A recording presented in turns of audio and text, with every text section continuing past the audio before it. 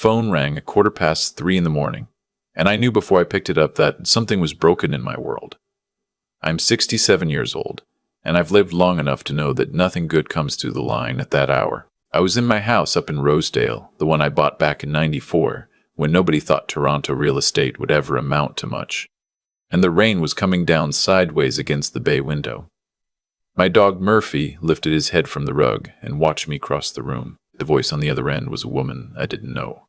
Calm in that practiced way nurses get after years of delivering bad news. "Your son has been in a serious accident, sir. He's at Vancouver General. The trauma team is with him now." I sat down on the edge of the Chesterfield because my legs didn't quite trust me. I asked her to repeat it, and she did, slower this time, the way you'd talk to someone who had just been hit in the face. "Burns. Industrial accident at one of his properties out in Burnaby, 45% of his body. They had stabilized him, but the next 72 hours would tell." I made arrangements before I let myself feel anything. That's a thing I learned from my own father, who came over from County Cork in 1958 with nothing but a cardboard suitcase and a willingness to work. You handle the practical part first. The feeling part will still be there waiting for you, patient as a debt collector. I phoned my pilot and told him to have the King Air ready at Buttonville. I phoned my assistant Hannah and told her to clear my week. Then I phoned my daughter-in-law's cell, and that was when the second piece of my night fell apart. Straight to voicemail. Her voice on the recording, bright and chirpy, telling me to leave a message and have a wonderful day. I tried again from the car on the way to the airport. Voicemail. I tried a third time as we taxied. Voicemail. 6 tries between Markham and the runway, and not one of them connected. My son was in a burn ward on the other side of the country, and the woman who had stood at the altar in Muskoka 2 years ago and promised to love him through every season couldn't be bothered to pick up the phone. The flight was just under 5 hours. I didn't sleep. I didn't eat the sandwich Hannah had packed. I sat there watching the dark country roll underneath us, the lights of Winnipeg, the empty stretches of Saskatchewan, and I thought about the boy I'd raised. My only child. His mother died of ovarian cancer when he was 14, and after that, it was just the two of us in a house that had been built for 4. He learned to make pancakes on Sunday mornings because I wasn't any good at them. He played hockey at the rink in Leaside until he was 16, when he traded the ice for a desk and a calculator and told me he wanted to be his own man, not just my son. I respected that.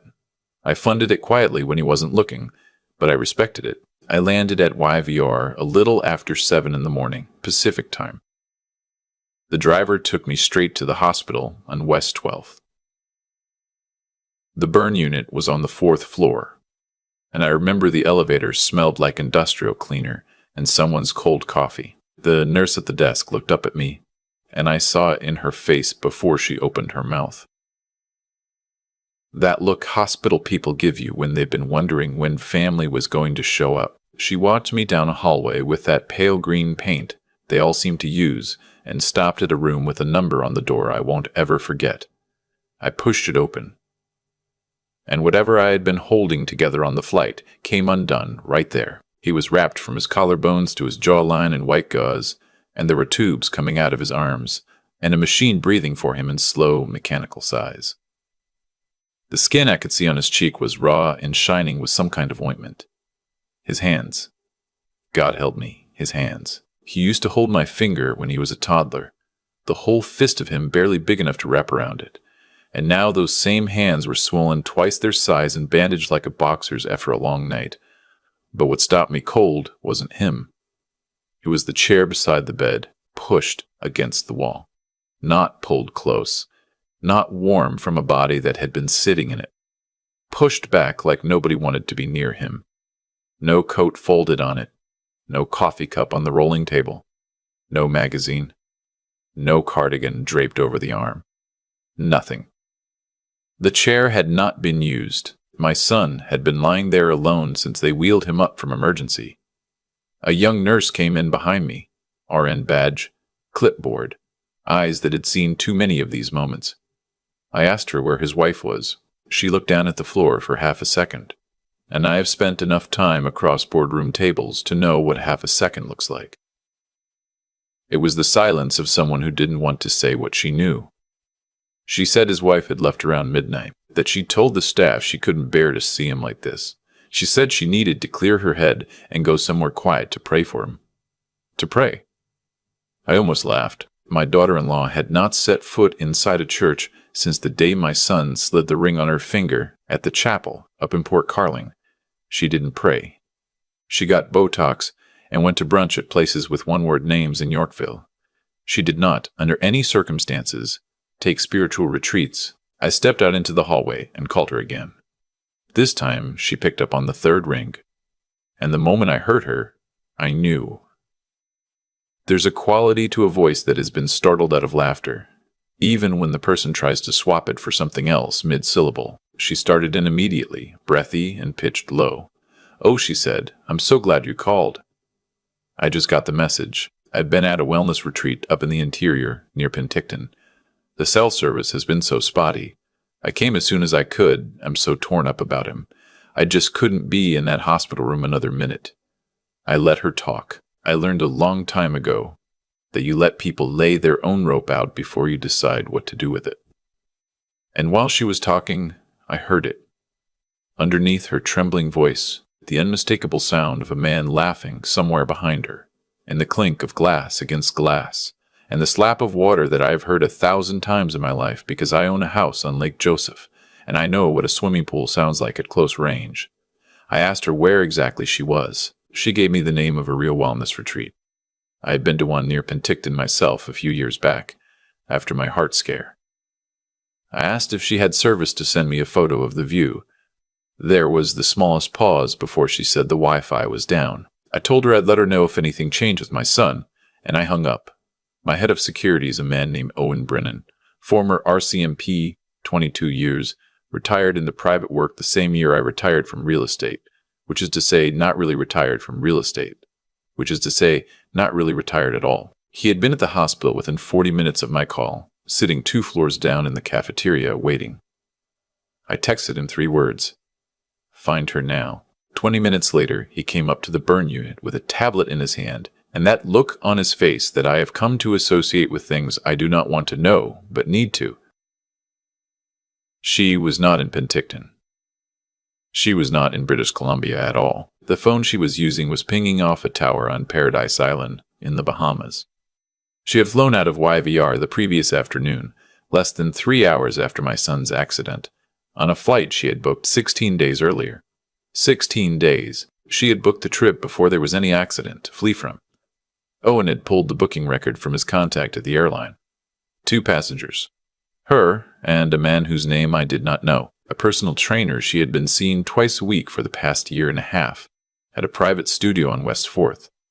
His name does not matter to this story because his name is going to be one of many things he loses in the days that come.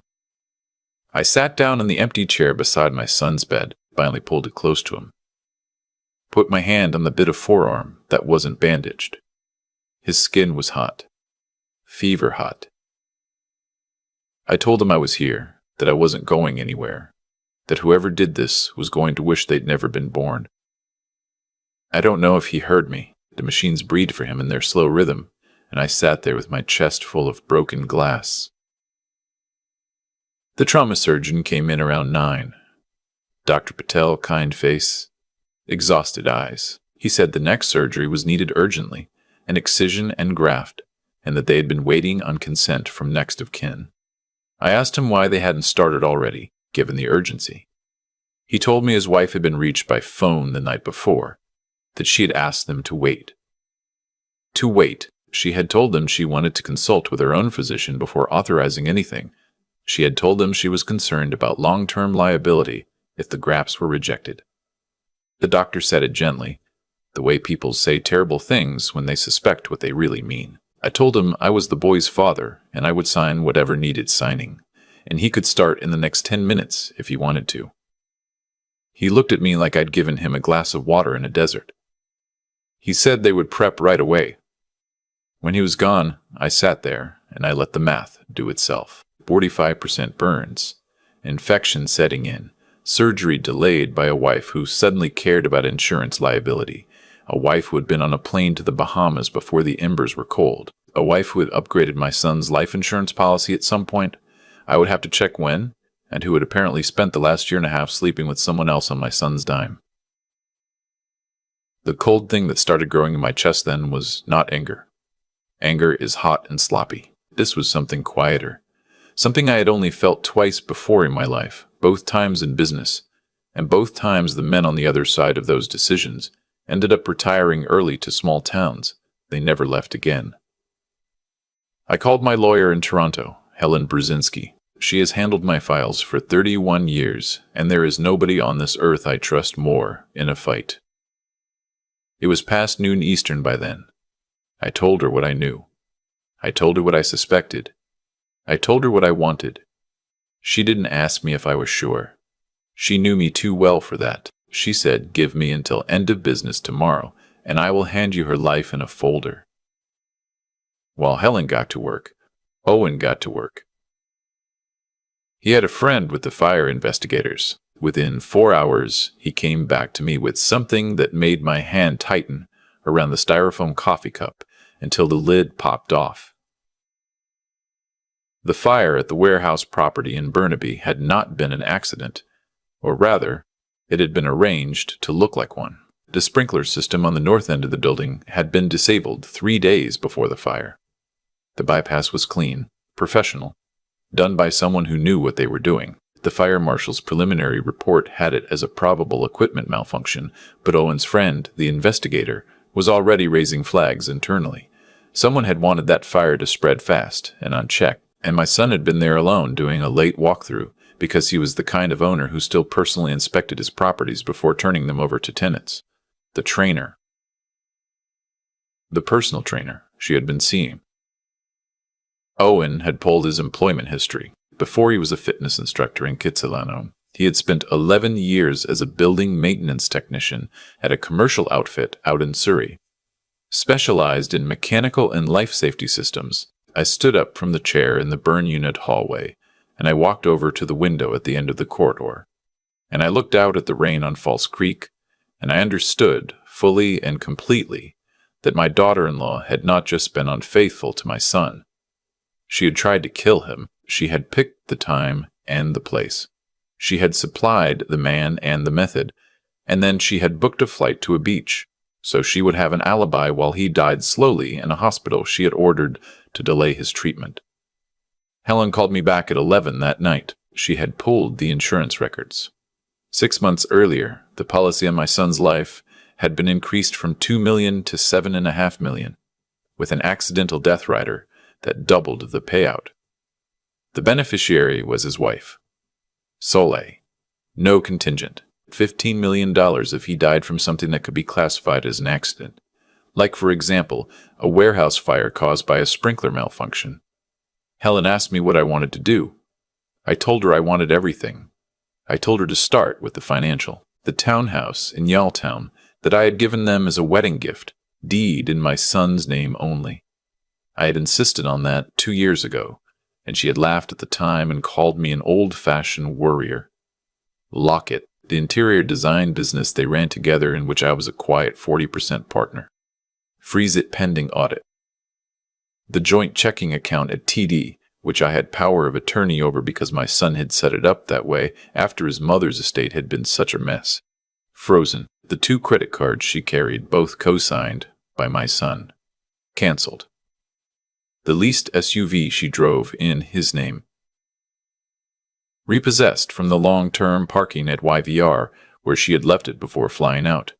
Done by tow truck before lunch the next day. The yacht club membership in West Vancouver.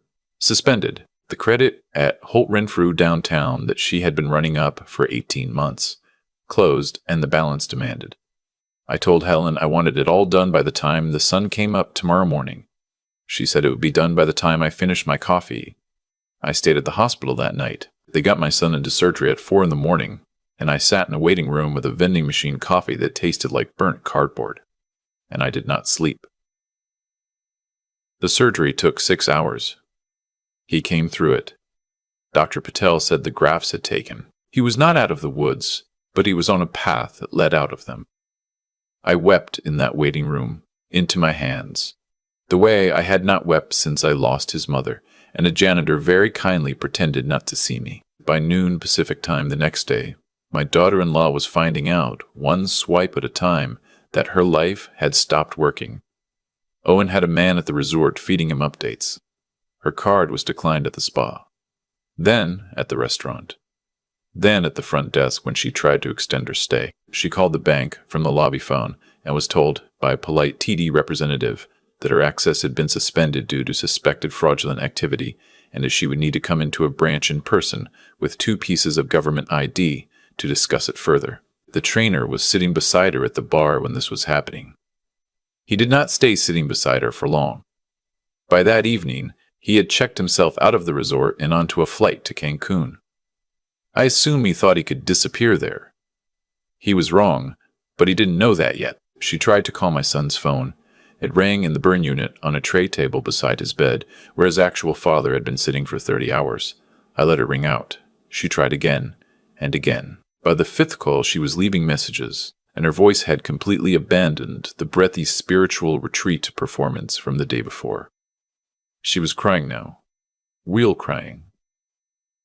The way people cry when the floor has fallen out from under them and they are still figuring out how far down it goes. She left 3 messages saying my son's name over and over and asking him to please just answer. Please, baby, please. I deleted them. By Friday morning, she could not afford a cab to the airport. Owen had Helen wire her a ticket back to Vancouver, economy, middle seat, with a layover in Toronto that I admit gave me a quiet moment of satisfaction. We met her at YVR ourselves.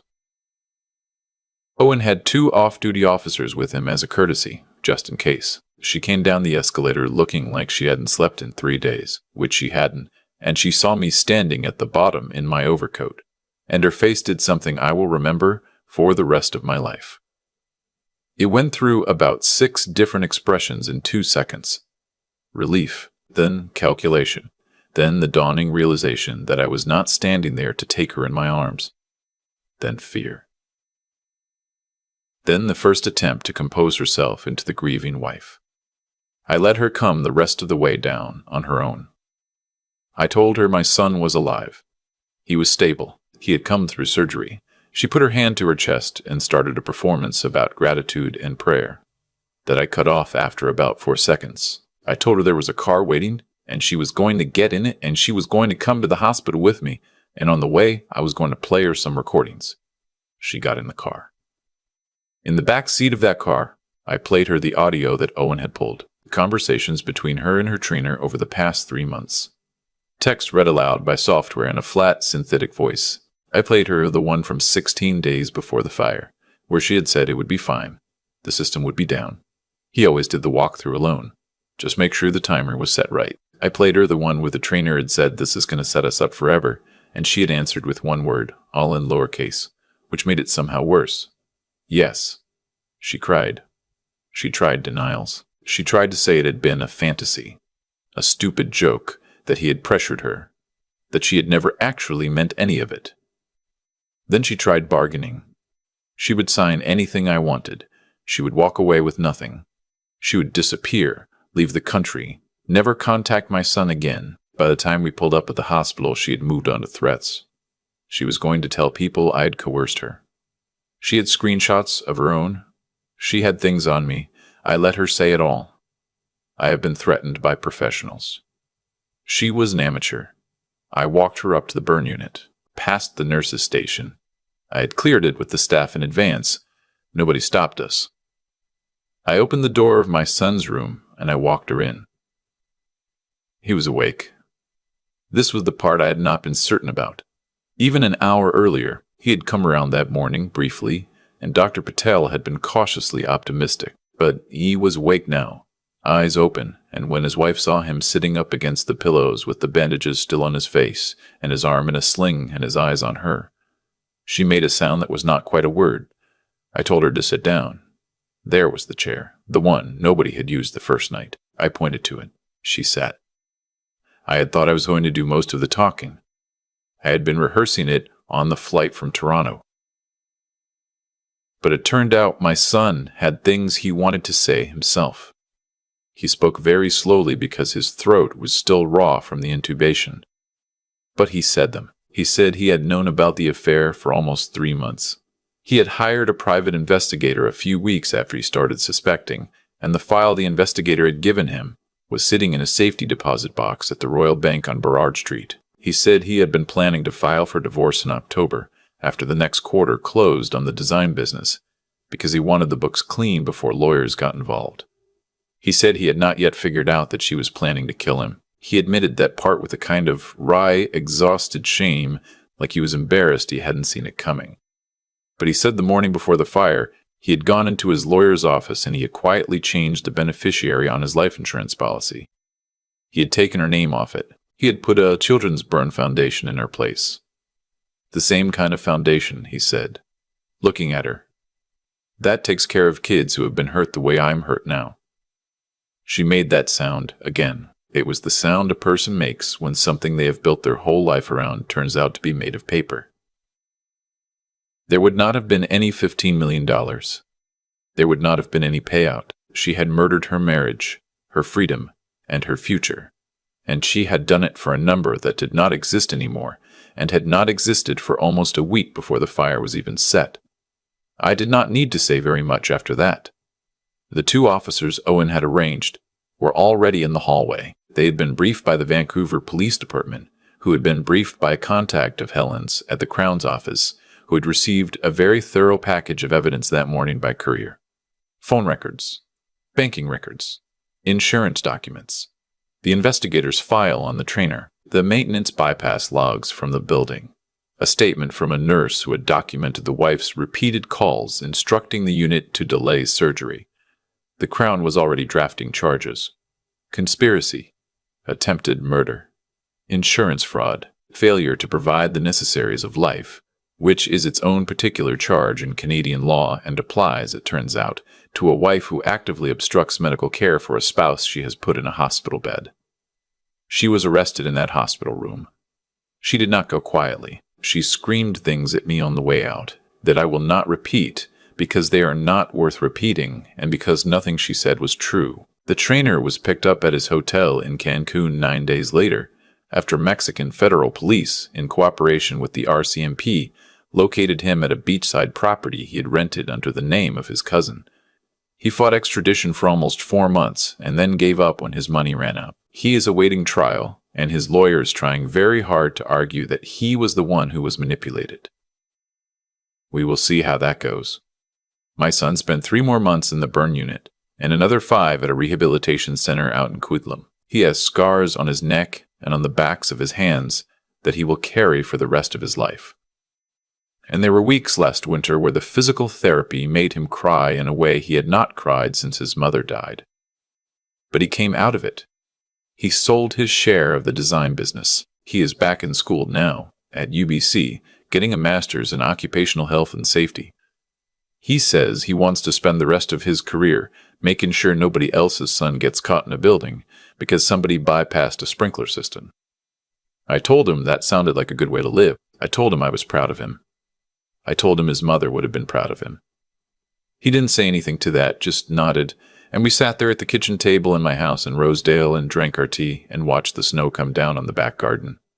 And that was enough. A few things before I close out, because I know some of you watching this are going to want a tidy lesson, and I am not in the business of giving them, but I will give you what I have learned. If somebody in your life suddenly cannot be reached at the worst possible moment, that is information. Pay attention to it. If somebody in your life suddenly knows things about insurance policies and beneficiary designations that they had no interest in 2 years ago, that is information. Pay attention to it. If your gut is telling you something is wrong with somebody you have welcomed into your family, do not argue with your gut. Your gut has been with you longer than they have. Your gut remembers things your conscious mind has not yet found words for. And if you are in a position of power and somebody you love is in trouble, do not let your wealth make you slow. Do not let comfort make you soft.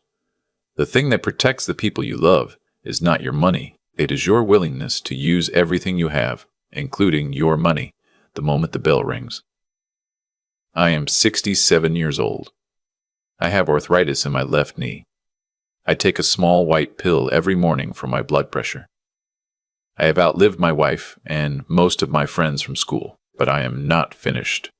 And anyone who looks at me and thinks they see an easy mark, an old man who can be played, a soft target with a soft son, I would gently suggest they reconsider.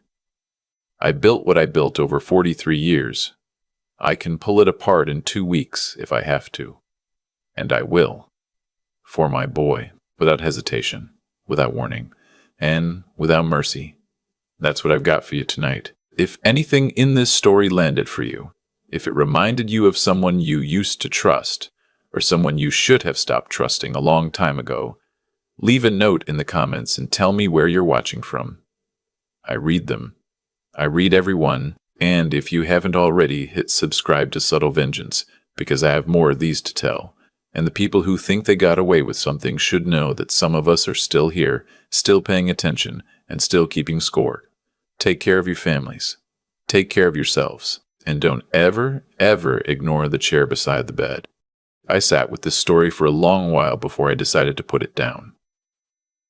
Some things you live through and you want to forget. Other things you live through, and you owe it to somebody, somewhere, to say out loud. This was the second kind. What happened to my son did not happen because of bad luck. It happened because every choice in a chain of choices was made by someone who thought they could outsmart the people who loved him. That's the part I keep coming back to. The fire didn't start itself. The sprinkler didn't disable itself. The flight to Nassau didn't book itself. Somebody, on a quiet Tuesday afternoon, sat at a kitchen island in a Yaletown townhouse and decided that a man's life was worth less than a number on an insurance form. And the moment that choice was made, every later thing that happened to her was already on its way. She just didn't know it yet. I don't believe in much that you can't see or measure. I'm a practical man, but I do believe this. The things you do quietly when you think nobody is watching are the things that come for you. Not because some unseen hand is keeping a ledger, because you cannot do that kind of thing without leaving a trail. Texts. Bookings. Bypass systems. A trainer with a maintenance background. A wife who suddenly cares about beneficiary forms. The world keeps very accurate records. We just don't always notice until somebody decides to read them aloud. And here's the harder part, the part I want you to take with you. Character is not what you say about yourself at a dinner party. Character is what you do at 3 a.m. when nobody is around to grade you on it. My daughter-in-law had 100 chances to be a decent human being. She had the chance to pick up the phone. She had the chance to authorize the surgery. She had the chance, somewhere in those years, to walk away cleanly instead of staying for the payout. She made the wrong choice every single time. Not because she was stupid, because somewhere along the line, she stopped being the kind of person who asks herself if a thing is right before she asks herself if she can get away with it. If you are watching this and you are tired, and the people in your life have tested you, I would ask you 3 things. Stay decent. That's the moral piece, and it is harder than it sounds. Stay sharp. Read the room. Notice the chair pushed against the wall. Notice the laughter behind the voice on the phone.